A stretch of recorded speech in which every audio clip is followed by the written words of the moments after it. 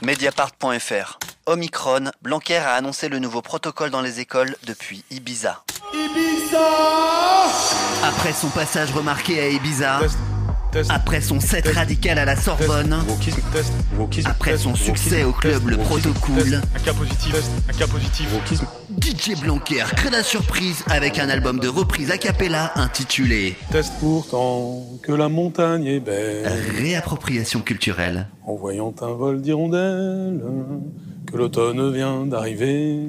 Réappropriation culturelle, le nouveau skate de Blanquer dans tous les bacs au mois de juin et dès maintenant en écoute sur la plateforme Parcoursup en partenariat avec le ministère de la Cancel Culture.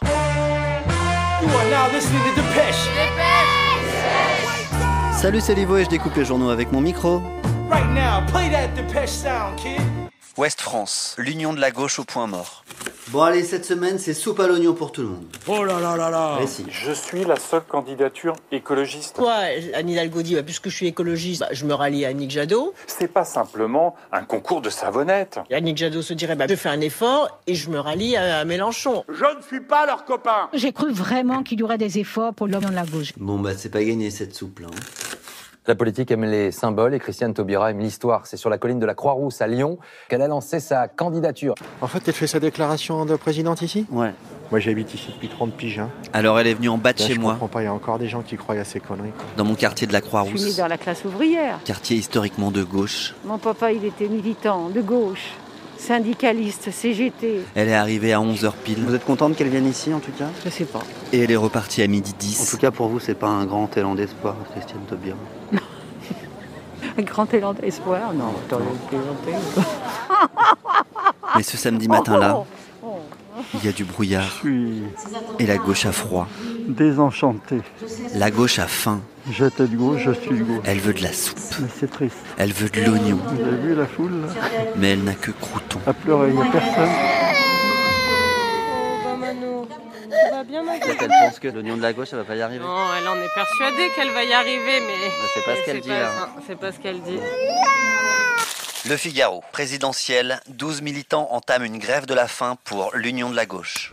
On n'a pas fait une grève sur l'union de la gauche. Nous, on a fait la grève sur l'urgence climatique et plus exactement sur la justice climatique. Le climat va pas changer parce que vous êtes... Mais moi, j'ai vécu la faim.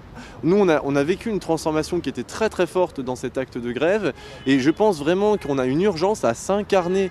On est un monde qui est complètement désincarné. La rupture de base, c'est que cette séparation homme-nature, on fait partie du vivant. Si on vous coupe le bras, vous criez. On a fait une grève du climat pour dire mais merde, réveillez-vous là. Là, on est en train de me couper le bras. Wow.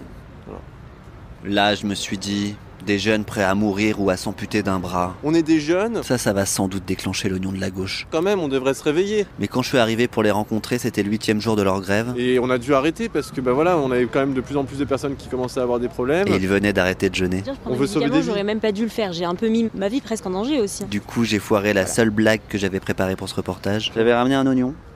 Parce que je savais que vous étiez en grève de la faim, je voulais faire la blague, je vous ai ramené c'est l'oignon de la gauche. Il n'y avait pas que des jeunes qui ont jeûné. Moi aussi, je vois que j'ai perdu plus de kilos. Il y avait aussi Pierre Larouturou, parce que le froid député européen, ancien du PS proche de Michel Rocard. Et donc il y en a 3 qui les médecins ont conseillé de s'arrêter, donc on s'est dit qu'on s'arrêtait tous ensemble. Et lui avait déjà fait une grève de la faim l'année dernière pour réclamer une taxe sur les transactions financières. Rassurez-nous, c'est pas un naturopathe qui vous conseille de faire un jeûne régulier et vous en profitez pour faire une action politique médiatique. Je suis plutôt gourmand. Mais Pierre Larouturou naturel, rigolo et gourmand. est aussi candidat cette année pour la présidentielle. Donc à un moment, réveillons-nous. Via la primaire populaire. Et donc allons tous nous inscrire au vote sur primairePopulaire.fr. La primaire populaire parasite le débat politique. Je dis, alors le désarmement spatial, oui, mais Madame Taubira. Pas d'accord de Jean-Luc Mélenchon, pas d'accord de Yannick Jadot. Je leur ai demandé plusieurs fois de retirer mon nom. Certains peuvent se demander, c'est pas une primaire finalement Taubira. Là, j'avoue que j'ai du mal à comprendre. C'est un petit peu compliqué quand même. Publicsénat.fr. L'initiative citoyenne a franchi la barre symbolique des 250 000 personnes inscrites qui devront départager 7 candidats retenus avec ou sans leur consentement. Anna Agueb-Portery, Anne Hidalgo, Yannick Jadot, Pierre Larouturou, Charlotte Marchandise, Jean-Luc Mélenchon et Christiane Taubira. Est-ce que tu peux m'expliquer comment ça marche cette primaire populaire là ? Alors c'est directement sur le site internet.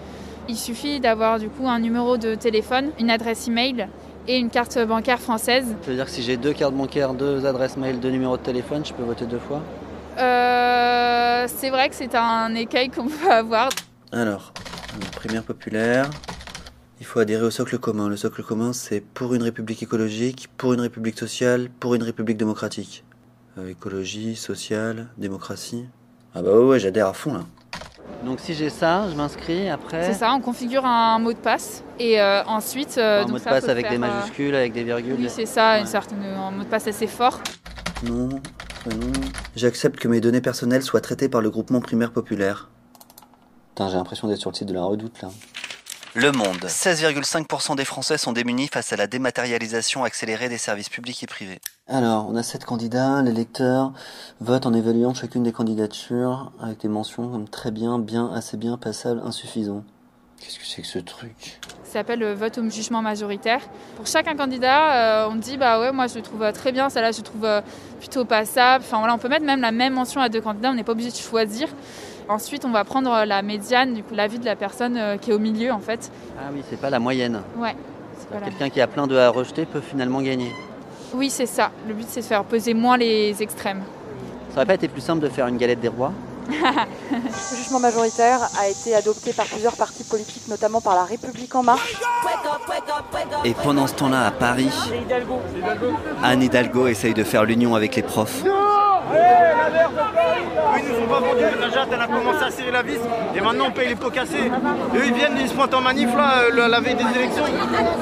Vendu.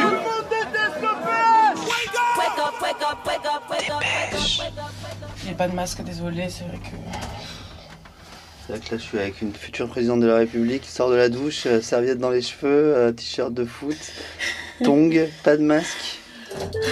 Cette candidate qui me reçoit au saut du lit, c'est Anna Agueb-Portery. Je me considère pas comme une candidate socio-libérale, je me considère comme une candidate de l'écologie populaire et sociale. C'est l'une des 7 de la primaire populaire. Une candidate anticapitaliste, anti-extractiviste, anti-productiviste, contre toutes les formes de domination. Elle a 24 ans. Et ça, on va pas le retrouver chez Jadot, ni chez Hidalgo, ni chez Christiane Taubira. Elle travaille dans l'éducation populaire et s'est fait remarquer ces dernières années par son engagement écolo, notamment dans les marches climat. Moi, je suis issue du côté de ma mère d'une famille de commerçants français, catholiques, et du côté de mon père d'une famille d'immigrés algériens, musulmans, pauvres.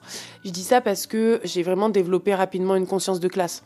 Je me suis toujours considérée comme une révolutionnaire qui voulait faire changer les choses, etc. Et je savais pas comment. La primaire populaire, de ce que j'en ai compris au début, ils cherchaient des candidates jeunes femmes populaires.